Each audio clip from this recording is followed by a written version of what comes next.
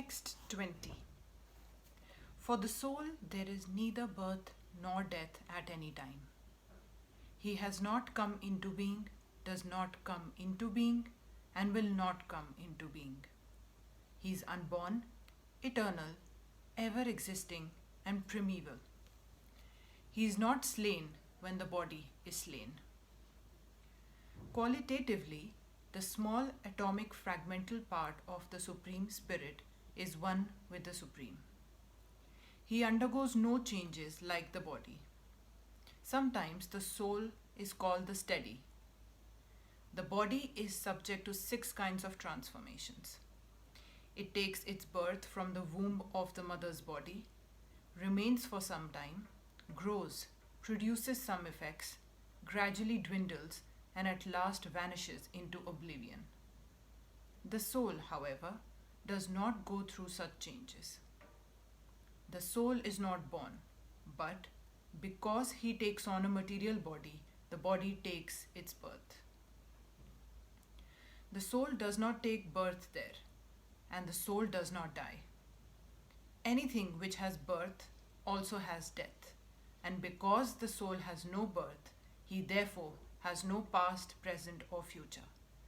He is eternal, ever existing, and primeval. That's it. There is no trace in history of his coming into being. Under the impression of the body, we seek the history of birth, etc. of the soul. The soul does not at any time become old as the body does. The so-called old man, therefore, feels himself to be in the same spirit as in his childhood or youth. The changes of the body do not affect the soul. The soul does not deteriorate like a tree nor anything material. The soul has no byproduct either. The byproducts of the body, namely children, are also different individual souls, and owing to the body, they appear as children of a particular man. The body develops because of the soul's presence, but the soul has neither offshoots nor change. Therefore, the soul is free from the 6 changes of the body.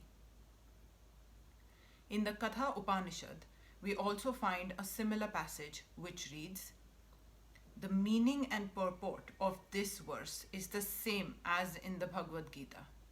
But here in this verse, there is one special word, vipasit, which means learned or with knowledge."